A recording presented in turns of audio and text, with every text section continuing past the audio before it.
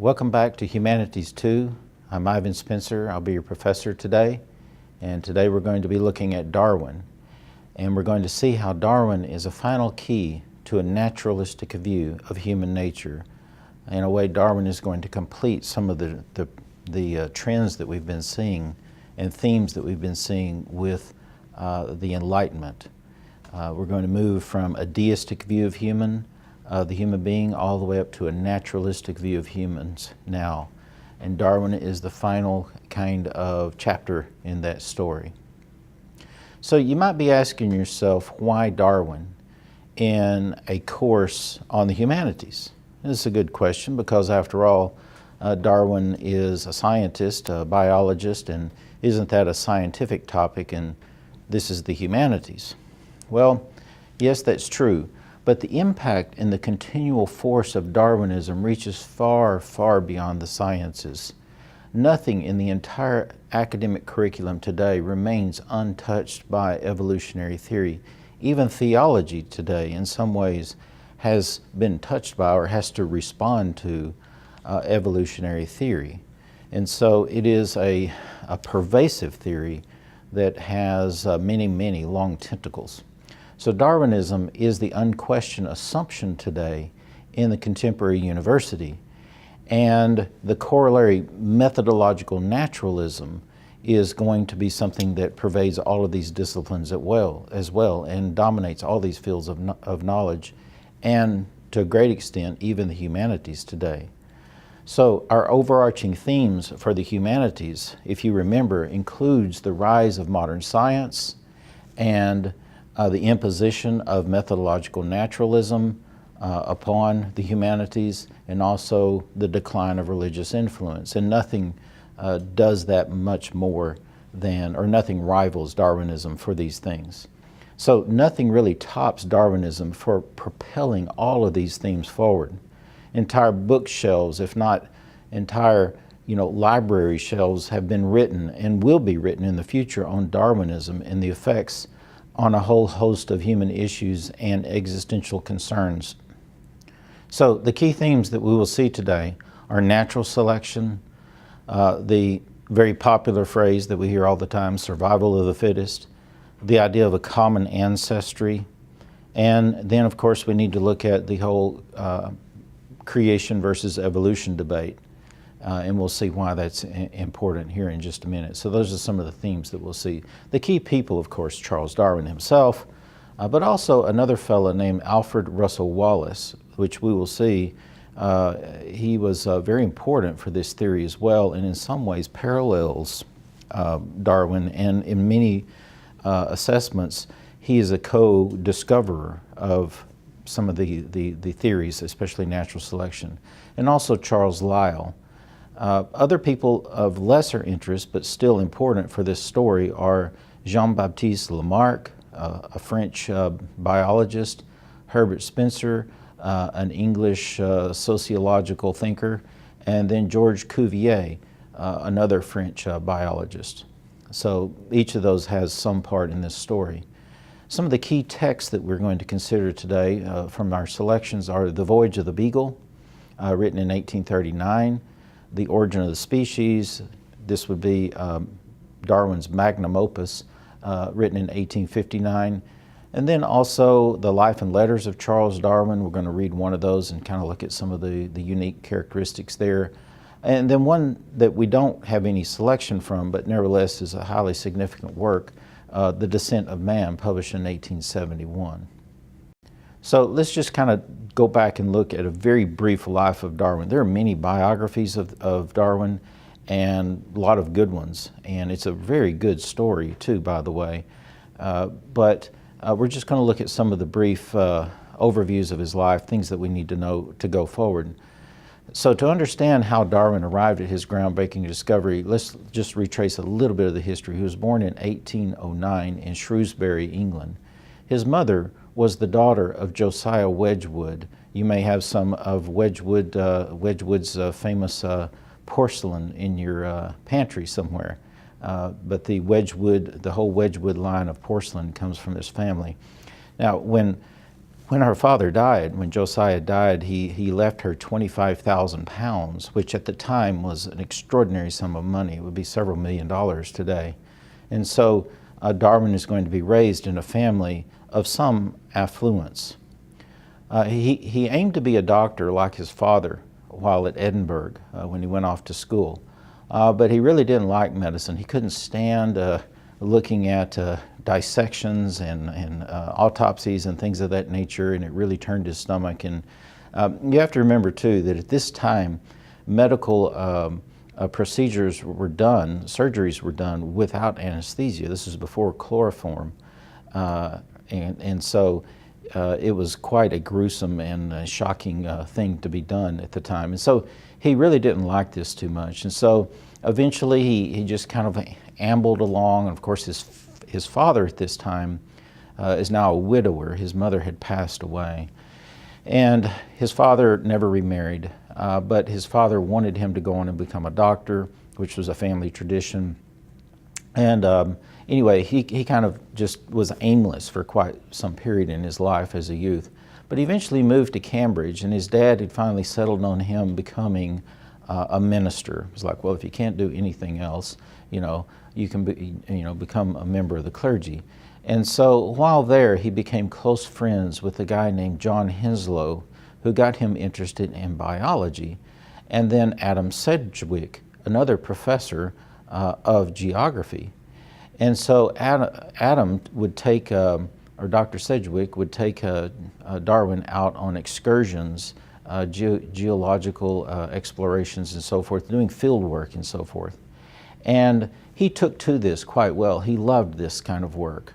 And so at this time, I mean, socially speaking, this was not exactly, didn't have the social standing as some of the other professions and so forth and so on. But anyway, Darwin really loved this kind of work.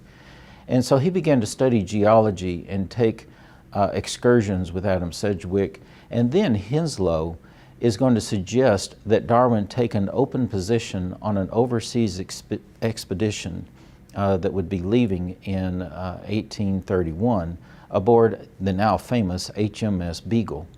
This would be a scientific expedition. It was a surveying expedition to go around South America, and it's going to circumnavigate the globe. And Darwin would take a position there on the ship as a naturalist. That is, to study some of the flora and fauna of the places that they visited and to observe some of the indigenous peoples and so forth and so on. Now, his father had to pay his way on this trip. It was self-funded, but nevertheless, it was still a great opportunity for Darwin. And so this allowed him to make all kinds of geological and biological studies around the globe. It was a 5-year voyage, and Darwin amassed an enormous dossier of notations that he would draw upon for the rest of his life. And that was an extremely formative event for him. You can imagine a 5-year voyage around the world, stopping off at nearly, all kinds of places. And we'll see some of these in his famous publication, The Voyage of the Beagle, here soon. Now, he published The Voyage of the Beagle soon after he returned to England in 1836. He never left England again after he returned. But he published The Voyage of the Beagle soon afterward, along with the captain of the ship. The captain published some other things pertaining to his surveys and so forth, but it was Darwin's section of the book that became wildly popular. And then it went on to be published all by itself, known as The Voyage of the Beagle. But for the next 23 years, Darwin is going to use all of his observations that he had on this expedition to construct his theory of evolution. And that will be published, of course, in 1859, some 23 years later. Now, there were many scientific precursors to Darwin's discovery. The whole idea of evolution, the idea that one species came from another species, and that perhaps there was a kind of common predecessor, a common ancestor that all species came from, is not really a new idea at all when Darwin arrives on the Beagle, okay? Now, one of the things that is going to deeply influence Darwin is a work by Charles Lyell. Lyell is going to give Darwin a necessary precursor to his entire philosophy and theory of evolution, and it's called uniformitarianism. Now, the prevailing view at that time was called catastrophism. The idea that all the changes that we see in the Earth's crust, in the geographical or geological layers and so forth and so on is the result of some catastrophe, such as a flood. Biblical theorists on these would point to the flood of Noah and other great catastrophes. It's well known that catastrophes happen all the time, natural catastrophes, earthquakes, volcanoes, things of that nature. And there were two basic schools that we'll see here in just a minute that went one way or another on this catastrophism. But Lyell has a very different view, and this is going to revolutionize not only geography, but it will revolutionize the biological sciences as well, and it's called uniformitarianism. You can see it's kind of the opposite view. The idea that all changes in nature, not just the geography of the Earth, but in biology are due to small incremental changes that build up over time, okay? So, Lyell's work, Principles of Geology, were published in 3 different volumes. And Darwin had the first volume when he set off on the voyage, and he got the second volume shipped to him while he was on the voyage, and he got the 3rd volume when he returned to England. But he's going to become a lifelong friend with Lyell, and they will support each other in many scientific endeavors.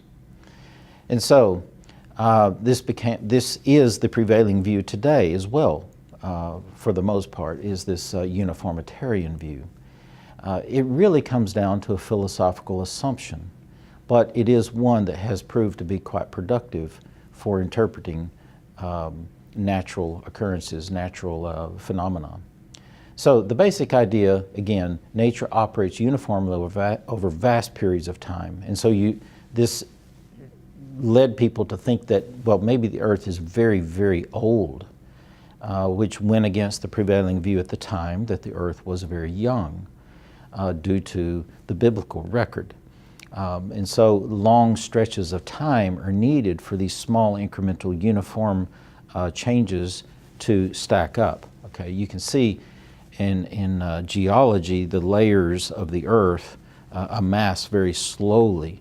Well, Darwin's going to apply that to biology and say that all of the species amass these little changes over a very long period of time.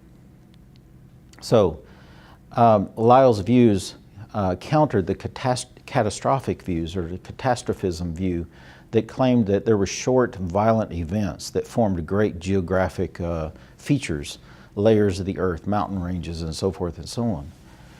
And reasoning from presently observed causes to past events, Lyell argues that past geographic or geological changes in small steady increments led to the current record.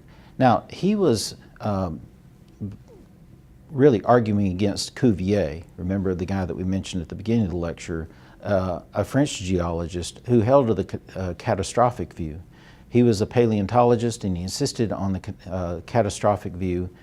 And there were 2 camps of thinkers, the Neptunists and the Vulcanists. The Neptunists believe that everything was due to great floods. Great floods shaped the Earth. The Vulcanists believed the opposite, that it wasn't floods, that it was volcanoes, fire, and so forth and so on, obviously named after the Greek gods of water and fire. So Darwin thoroughly studied and applied Lyell's views during his voyage of the Beagle. And so his Principles of Geology will become a bedrock of ideas for Darwin, who becomes a devoted uniformitarian.